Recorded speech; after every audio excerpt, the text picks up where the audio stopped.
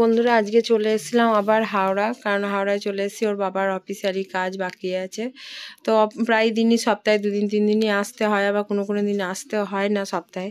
তো আমাকে আসতেই হয় প্রায়। তো অফিসে বললো কাজ 1 ঘন্টা বাকি আছে, আপনারা এসে এখানে বসুন, আপনি ঘুরে আসুন। তো কোথায় যাব, তো এইদিকে চলে এলাম।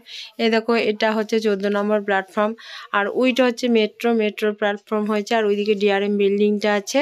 তো এখানে বসে টিফিনটা করে নিলাম। আর এই দিকটা আমাদের ট্রেনগুলো বা এমনি আরও যে এক্সপ্রেসগুলো ছাড়ে, তো সেইগুলো। আর এখানে 14 নম্বর প্ল্যাটফর্মে তৈরি হচ্ছে, আমি বসে দেখাচ্ছি তোমাদেরকে, এখানে বসেই আছি। তো চলো অফিসের কাজগুলো খানিক সেরে নেবো, তারপরে আবার চলে এলাম। সব সারা কমপ্লিট হয়ে গেল, তখন অফিসের কাজের জন্য তোমাদেরকে দেখাতে পারিনি আমি। তো আমি আজিমগঞ্জ গয়া লোকালটায় চেপে পড়েছি। তো এই দেখো ট্রেন ছেড়েও দিল, ট্রেন হাওড়া স্টেশন থেকে ছেড়ে দিল, চলে যাচ্ছি আমি।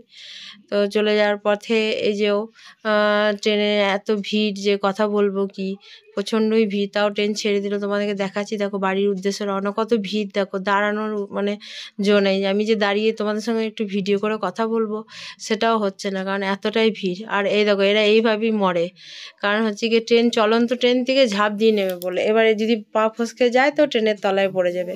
এইভাবেই মরে দোষ হয় লোকে। এই দেখো বাড়িও চলে এলাম, মানে আর দেখানো হয়নি তোমাদেরকে, অনেকক্ষণ তো ট্রেনে ছিলাম, প্রায় 3.5 ঘন্টা 4 ঘন্টা। তো বাড়ি চলে এসে স্নান করে নিয়েছি, স্নান করে নিয়ে এদিকে ভাত বসাবো।